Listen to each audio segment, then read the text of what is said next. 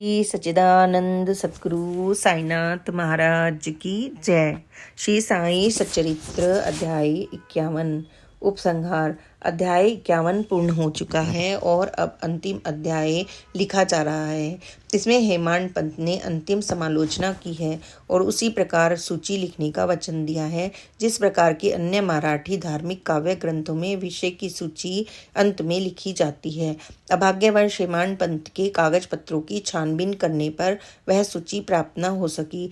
तब बाबा के एक योग्य और धार्मिक भक्त ठाणे के अवकाश प्राप्त मामलतदार श्री बी वहीदेव ने उसे रचकर प्रस्तुत किया। पुस्तक के प्रारंभ में ही विषय सूची देने तथा प्रत्येक अध्याय में विषय का संकेत शीर्षक स्वरूप लिखना ही आधुनिक प्रथा है, इसलिए यहाँ अनुक्रमणिका नहीं दी जा रही है। अतः इस अध्याय को उपसंहार समझना ही उपयुक्त होगा।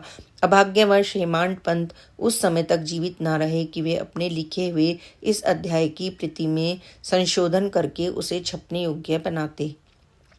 श्री सतगुरु साईं की महानता। हे साईं, मैं आपकी चरण वंदना कर आपसे आपकी शरण की याचना करता हूँ, क्योंकि आप ही इस अखिल विश्व के एकमात्र आधार हैं। यदि ऐसी ही धारणा लेकर हम उनका भजन पूजन करें तो यह निश्चित ही है कि हमारी समस्त इच्छाएं शीघ्र ही पूर्ण होंगी और हमें अपने परम लक्ष्य की प्राप्ति हो जाएगी। आज निंदित विचारों के तट पर माया मोह के झंझावत से धैर्य रूपी वृक्ष की जड़ें उखड़ गई हैं। अहंकार रूपी वायु की प्रबलता से हृदय रूपी समुद्र में तूफान उठ खड़ा हुआ है, जिसमें क्रोध और घृणा रूपी घड़ियाल तैरते हैं और अहंभाव एवं संदेह रूपी नाना संकल्प विकल्पों की सतत भंवरों में निंदा घृणा और ईर्ष्या रूपी अगणित मछलियां विहार कर रही हैं। यद्यपि यह समुद्र इतना भयानक है तो भी हमारे सद्गुरु साईं महाराज उसमें अगस्त्य स्वरूप ही हैं, इसलिए भक्तों को किंचित मात्र भी भयभीत होने की आवश्यकता नहीं है। हमारे सद्गुरु तो जहाज हैं और वे हमें कुशलता पूर्वक इस भयानक भव समुद्र से पार उतार देंगे। प्रार्थना। श्री सच्चिदानंद साईनाथ महाराज को साष्टांग नमस्कार करके उनके चरण पकड़कर हम सब भक्तों के कल्याणार्थ उनसे प्रार्थना करते हैं कि हे साईं, हमारे मन की चंचलता और वासनाओं को दूर करो। हे प्रभु, तुम्हारे श्री चरणों के अतिरिक्त हमने किसी अन्य वस्तु की लालसा ना रहे। तुम्हारा यह चरित्र घर घर पहुँचे और इसका नित्य पठन पाठन हो, और जो भक्त इसका प्रेम पूर्वक अध्ययन करे उसके समस्त संकट दूर हों। फलश्रुति अध्ययन का पुरस्कार। अब इस पुस्तक के अध्ययन से प्राप्त होने वाले फल के संबंध में मैं कुछ शब्द लिखूंगा। इस ग्रंथ के पठन पाठन से मनोवांछित फल की प्राप्ति होगी। पवित्र गोदावरी नदी में स्नान कर शिरडी के समाधि मंदिर में श्री साईं बाबा की समाधि के दर्शन कर लेने के पश्चात इस ग्रंथ का पठन पाठन या श्रवण प्रारंभ करोगे तो तुम्हारी तिगुनी आपत्तियां भी दूर हो जाएंगी।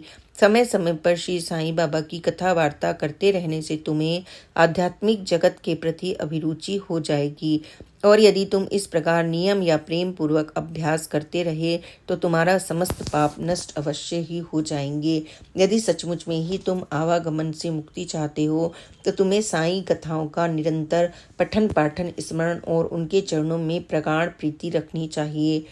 साईं कथा रूपी समुद्र का मंथन कर उसमें से प्राप्त रत्नों का दूसरों को वितरण करो, जिससे तुम्हें नित्य नूतन आनंद का अनुभव होगा और श्रोतागण अत्यय पतन से बच जाएंगे। यदि भक्तगण अनन्य भाव से उनकी शरण में आए तो उनका मैं नष्ट होकर बाबा से अभिन्नता प्राप्त हो जाएगी, जैसे कि नदी समुद्र में मिल जाती है। यदि तुम 3 अवस्थाओं अर्थात जागृति, स्वप्न और निद्रा में से किसी एक में भी साईं चिंतन में लीन हो जाओ तो तुम्हारा सांसारिक चक्र से छुटकारा हो जाएगा। स्नान कर प्रेम और श्रद्धा युक्त होकर जो इस ग्रंथ का 1 सप्ताह में पठन समाप्त करेंगे उनके सारे कष्ट दूर हो जाएंगे, या जो इसका नित्य पठन या श्रवण करेंगे उन्हें सब भयों से तुरंत ही छुटकारा मिल जाएगा।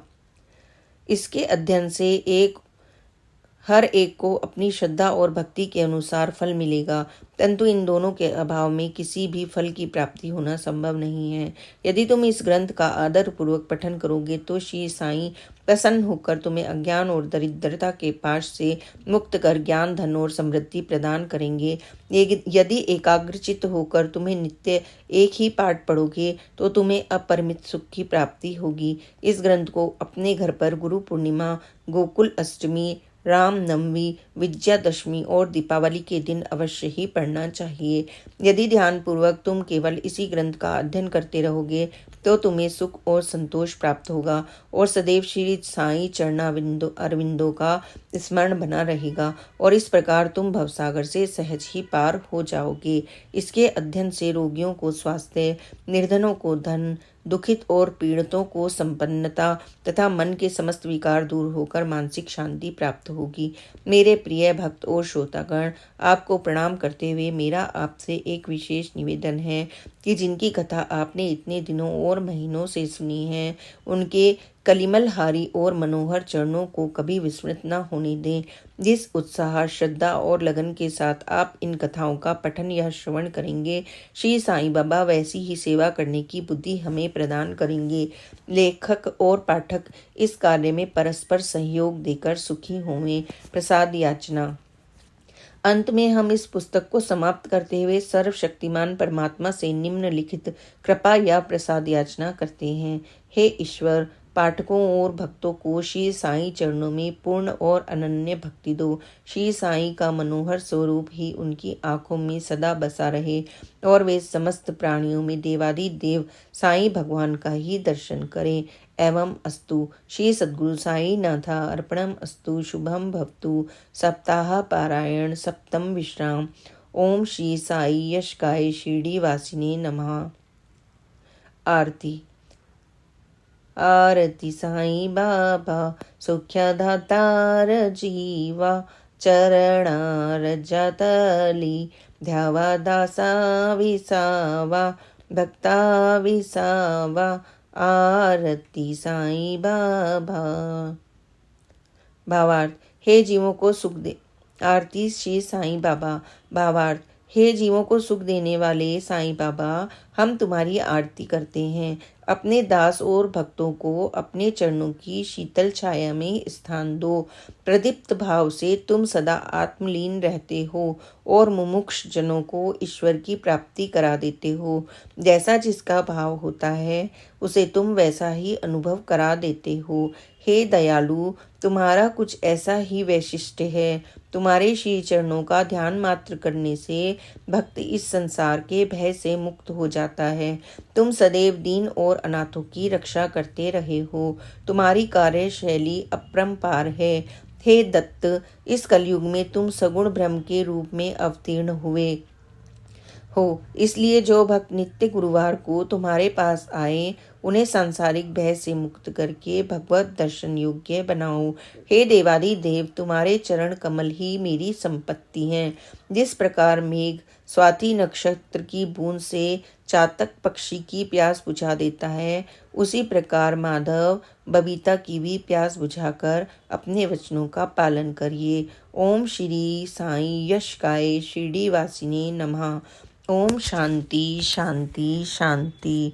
श्री सच्चिदानंद सतगुरु साईनाथ महाराज की जय।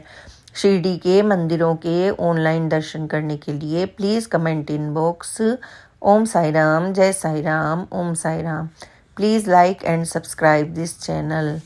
जय साई राम।